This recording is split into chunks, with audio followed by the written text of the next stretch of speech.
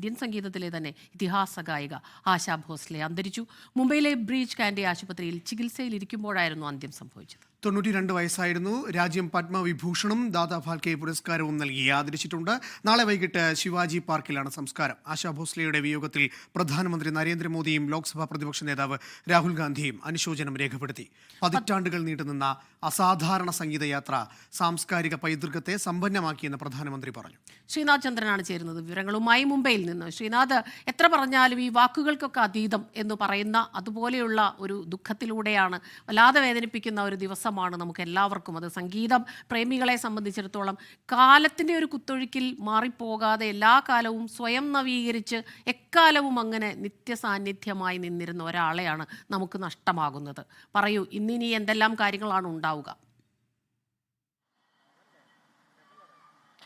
തീർച്ചയായും ഇന്ത്യൻ സംഗീതത്തെ സംബന്ധിച്ചിടത്തോളം വലിയ നഷ്ടം തന്നെയാണ്. അതൊരു ഭംഗി വാക്കല്ല, അതിനപ്പുറത്തേക്ക് സംഗീതത്തിന് ഉണ്ടാക്കിയിട്ടുള്ള ഒരു വിടവ് അത് വലുത് തന്നെയാണ്. എന്നാലും ആശാ ഭോസ്ലെയുടെ ശബ്ദം പാട്ടുകളിലൂടെ ഇനിയും വരും തലമുറകളിലൂടെ ഇങ്ങനെ മുന്നോട്ട് പോകും. അത് ജീവനോടെ തന്നെ ഉണ്ടാകും എന്നത് നമുക്ക് അറിയുകയും ചെയ്യാം. എന്തായാലും ഇന്നലെയായിരുന്നു യഥാർത്ഥത്തിൽ ആരോഗ്യനില വളരെ മോശമാകുന്നത്. കഴിഞ്ഞ കുറച്ച് ദിവസങ്ങളായി ചെറിയ പ്രശ്നങ്ങളൊക്കെ ഉണ്ടായിരുന്നു.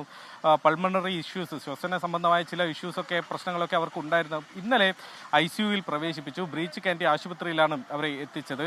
ആ സമയത്ത് വാർത്താ ഏജൻസികൾ നൽകിയ വിവരം ഹൃദയാഘാതമുണ്ടായി എന്നതാണ്. പക്ഷേ രാത്രിയോടെ കുടുംബം ഹൃദയാഘാതമല്ല, നെഞ്ചിലുണ്ടായ അണുബാധയും ഒപ്പം തളർച്ചയും കൊണ്ടാണ് ആശുപത്രിയിലേക്ക് മാറ്റിയതെന്ന് പറഞ്ഞു. പക്ഷേ ഡോക്ടർമാർ സ്ഥിതി അല്പം ഗുരുതരമാണ് എന്ന കാര്യം ഇന്നലെ തന്നെ അറിയിച്ചതാണ്. ഇന്നിപ്പോൾ ആശാ ഭോസ്ലെയുടെ വിയോഗ വാർത്ത കൂടി വരുന്നു. 92 വയസ്സായിരുന്നു.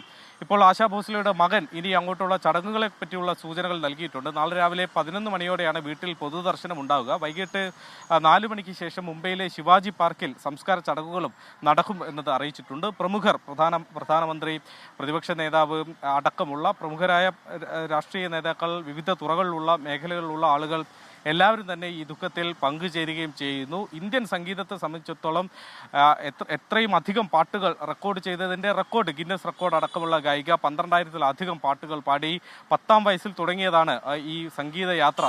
1933 ജനിക്കുന്നു. 43 ആദ്യത്തെ പാട്ട് റെക്കോർഡ് ചെയ്യുന്നു. പിന്നീട് 12,000-ലധികം പാട്ടുകൾ വിവിധ ഭാഷകൾ, ഏതാണ്ട് 20-നടുത്ത് ഭാഷകളെങ്കിലും ആശാ ഭോസ്ലെ പാടിയിട്ടുണ്ട് എന്നതാണ് മനസ്സിലാക്കുന്നത്.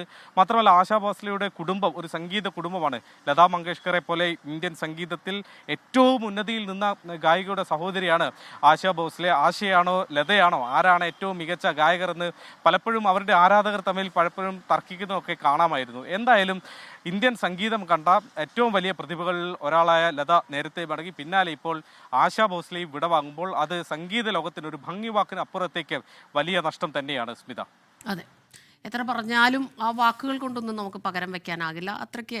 പിന്നെ ഒരു കാര്യമുണ്ട്, ഇതുപോലെയുള്ള അതുല്യ പ്രതിഭകൾ അവർ മറഞ്ഞാലും അവർ നമുക്ക് സമ്മാനിച്ച എത്രയെത്രയോ ഗാനങ്ങൾ, അതിലൂടെ അവർ ഏറെക്കാലം നമ്മുടെ ഹൃദയങ്ങളിൽ ജീവിക്കും, തലമുറകളോളം ജീവിക്കുമെന്ന്. ആശാജിയുടെ 12,000-ലോളം ഗാനങ്ങൾ അതിലേറെ ഉണ്ടെന്നാണ് നമ്മളിങ്ങനെ കേട്ടുകൊണ്ടേയിരിക്കും അല്ലേ? അതെ, അതുമാത്രമല്ല പിയാത്തു ആ ഗാനം ശരിക്കും പറഞ്ഞാൽ അത് വേറൊരു തലത്തിൽ നിൽക്കുന്നതാണ്. അപ്പം അത് അതിവൈകാരികത, അത് എത്ര ഭാവങ്ങളിലാണ് ആ ശബ്ദമാധുര്യത്തിൽ നമ്മൾ കേട്ടത്.